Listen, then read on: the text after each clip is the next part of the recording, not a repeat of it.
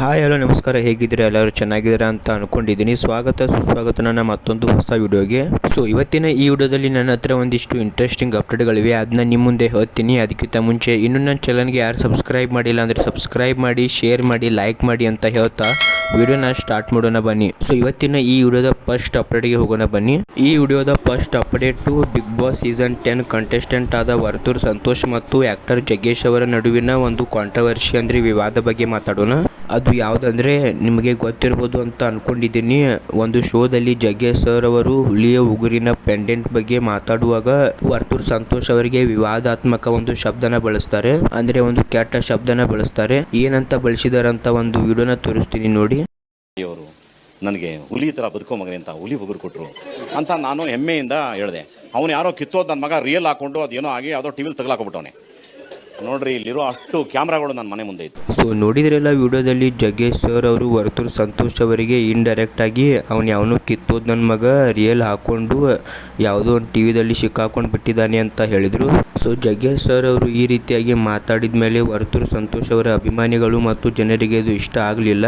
So ಅದಕ್ಕೆ Jaggesh sir ಅವರಿಗೆ ತುಂಬಾ ಹೇಟ್ ಸಿಗ್ತಾ ಇದೆ. ಸೊ ಹೌದು, ಜಗ್ಗೇಶ್ ಸರ್ ಅವರು ಈ ರೀತಿಯಾಗಿ ಮಾತಾಡಿರೋದು ಜನರಿಗೆ ಇಷ್ಟ ಆಗಲಿಲ್ಲ. ಸೊ ಅದಕ್ಕೆ ಜಗ್ಗೇಶ್ ಸರ್ ಅವರಿಗೆ ನಿಮ್ಮ ಮೇಲೆ ಅಪಾರ ನಂಬಿಕೆ ಇತ್ತು, ಅದನ್ನ ಕಳ್ಕೊಂಡ್ಬಿಟ್ರಿ ಸರ್. ನಿಮ್ಮ ಮಾತಿನ ಮೇಲೆ ಹಿಡಿತವಿರಲಿ ಸರ್, ನೀವು ಮಾತಾಡಿರೋ ರೀತಿ ಸರಿ ಇಲ್ಲ, ಈ ರೀತಿಯಾಗಿ ಹೇಟ್ ಸಿಗ್ತಾ ಇದೆ. ಸೊ ಕೊನೆಯದಾಗಿ ವರ್ತೂರ್ ಸಂತೋಷ್ ಅವರು ಜಗ್ಗೇಶ್ ಸರ್ ಅವರು ಮಾತಾಡಿದ ಮಾತಿಗೆ ರಿಪ್ಲೈನ ಕೊಟ್ಟಿದ್ದಾರೆ. ವರ್ತೂರ್ ಸಂತೋಷ್ ಅವರು ಜಗ್ಗೇಶ್ ಸರ್ ಅವರಿಗೆ ಏನಂತ ರಿಪ್ಲೈನ ಕೊಟ್ಟಿದ್ದಾರೆ ಅಂತ ತೋರಿಸ್ತೀನಿ ನೋಡಿ.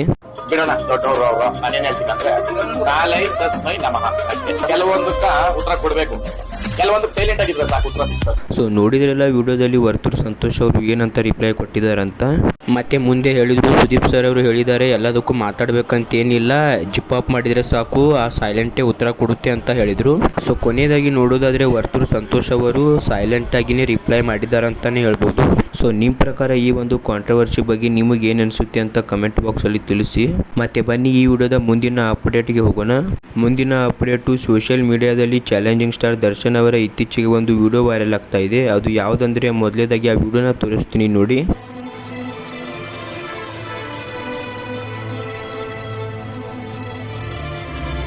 ಸೊ ನೋಡಿದ್ರೆಲ್ಲ ವಿಡಿಯೋದಲ್ಲಿ ದರ್ಶನ್ ಸರ್ ಅವರ ಅಭಿಮಾನಿಗಳು ಒಬ್ಬೊಬ್ಬರಾಗಿ ಬಂದು ದರ್ಶನ್ ಸರ್ ಅವರನ್ನ ಮೀಟ್ ಆಗಿ ಹ್ಯಾಂಡ್ಶೇಕ್ನ ಕೊಡ್ತಿರ್ತಾರೆ.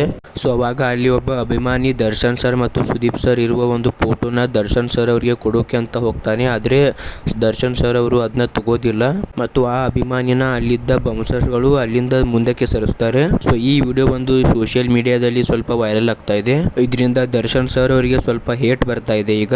ಸೊ ಹೌದು, ದರ್ಶನ್ ಸರ್ ಅವರಿಗೆ ಈಗ ಸ್ವಲ್ಪ ಹೇಟ್ ಬರ್ತಾ ಇದೆ, ಆ ಫೋಟೋನ ಯಾಕೆ ತಗೊಳ್ಳಿಲ್ಲ ನೀವು ಅಂತ. ಸೊ ಇದ್ರ ಬಗ್ಗೆ ನಿಮಗೆ ಏನು ಅನ್ಸುತ್ತೆ ಅಂತ ಕಮೆಂಟ್ ಬಾಕ್ಸ್ ಅಲ್ಲಿ ತಿಳಿಸಿ. ಮತ್ತೆ ಬನ್ನಿ ಈ ವಿಡಿಯೋದ ಕೊನೆಯ ಅಪ್ಡೇಟ್ಗೆ ಹೋಗೋಣ.